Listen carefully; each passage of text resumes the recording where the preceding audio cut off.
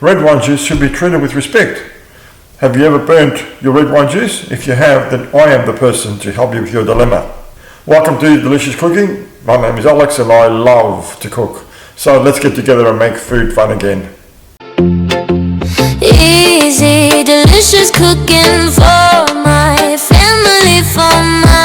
First thing we'll do is we'll pat the meat down as dry as we can. Obviously we're not going to get it all. And the idea there is to, when it actually goes to be fried, there's not a lot of liquid there, or there's less liquid there. And there's a lot of fat there, so I'm going to cut that off. You can leave it on, just that's my preference. So I'm going to display these flat in this dish. And then once I get them all done, I'm going to salt them well. A little bit of pepper, salt them on both sides, and leave them aside. That'll be sitting there for at least half an hour before they get cooked. Okay, first thing we'll do, of course, is we'll start cooking the potatoes. And what I always do is cook them almost till they're ready in cold water. Start them off in cold water with salt, and then finish them off in the oven. Just want to make myself clear, the potatoes went in cold water with salt, and they're going to be cooked, not fully cooked, they're going to be almost cooked. It's because the rest of the cooking process will finish off in the oven. One large carrot, I haven't got large carrots, so I'll use the small ones. And standard procedure.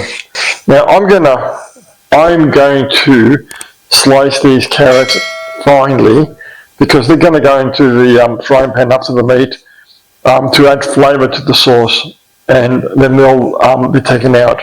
So the finer you cut them, the more flavour you're going to get from them, because you want the caramelisation, increasing the surface area of the vegetable. You know what to do.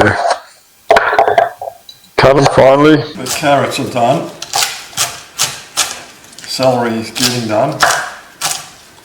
I've decided that I'm going to put a few leaves, celery leaves, in the mixture, because of course celery's leaves have got a lot more flavour than the stalks. Also, don't forget, when you're using celery, it's very salty. So when time comes to add salt to your meal, just be aware that there's celery in there and it's probably already salty. Celery, carrots, onions, all ready to go.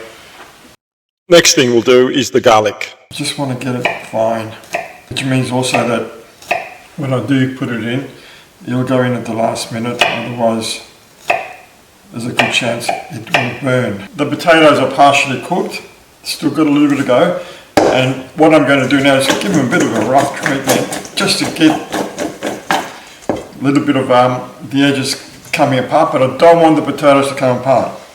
So first thing I do is put the salt in, even though they're wearing solid water. Pepper. Who doesn't love pepper? A little bit of oil, some paprika, not a lot, that's all you need. And give this a good mix. And these are now ready to go in the oven. Here we go. Pumpkin, potatoes are going to go in the oven. With the pumpkin, I've left the skin on. I've washed it on the outside, and I've left the skin on. Just adds a bit more texture, I think. A little bit of oil on the pumpkin, and it's ready now to go into the oven. Time now to prepare the lamb. A little bit of olive oil in the frying pan. Turn the heat on. Let this come up to temperature, one high temperature, to sear the meat quickly and caramelise it and get those flavours happening. Anyway, I've said this before. The oil almost at the temperature that I want it to. It's pretty hot. It's starting to smoke, so we'll put the lamb in. Don't want to overcrowd the pan, because I don't want the heat to drop. So see that quickly. I'm not sure if you can see that. The colour's fantastic, it's caramelised, it's exactly what I wanted, beautiful.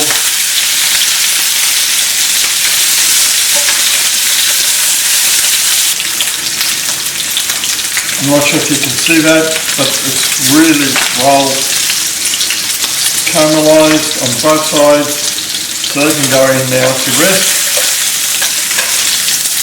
If you want this to be well done, you obviously have to leave it in longer. So drop the heat down and we'll get back to it.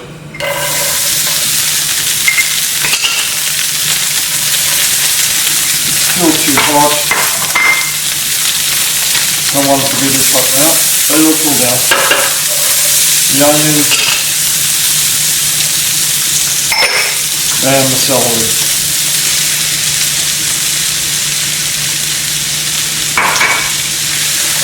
It's cooled right down. This is what we want.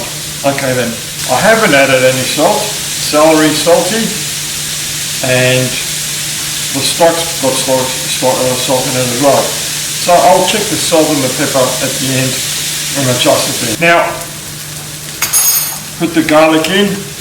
But once that goes in, it's finely chopped up, remember? You don't have much time, I don't want it to burn. Make sure the heat is set to low. Add the thyme in, teaspoon of thyme,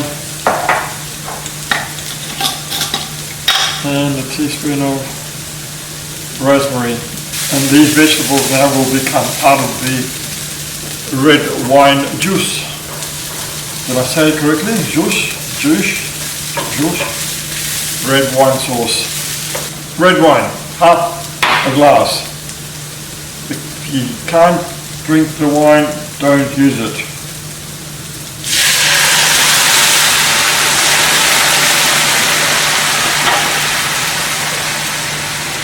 And the stock. The secret to a good sauce is not to rush it. So what we'll do now is for a bit of choice of sieve, I'll just empty it all in here, get that liquid and put it back on the heat and reduce it even more. There's the sauce. It still needs a little bit more cooking, but the magic ingredients going in now. It's 2 tablespoons of butter, and let that infuse with the sauce.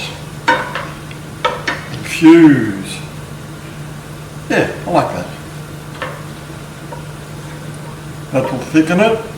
It will add some more fat content to the sauce, which is flavour, and then we can taste it and adjust any seasoning. I don't think it's going to need any seasoning to be adjusted. It still needs to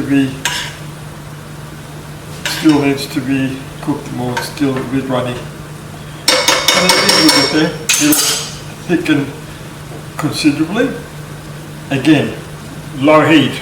Let's taste it. Absolutely fantastic. Easy, delicious cooking for my family, for my... Anyway, enough frivolity. Thank you for watching. I really appreciate it so much. Thank you again, and until the next video, bye. Welcome to Easy Delicious Cooking. My name is Alex, and I love to cook. So let's make fun again. Let's make fun again? No, let's make food again. Okay, cut. My name is Alex, and I love to cook. So let's make food fun again. Welcome to Delicious Cooking. My name is Alex, and I love to cook. So let's make food fun again. Cut.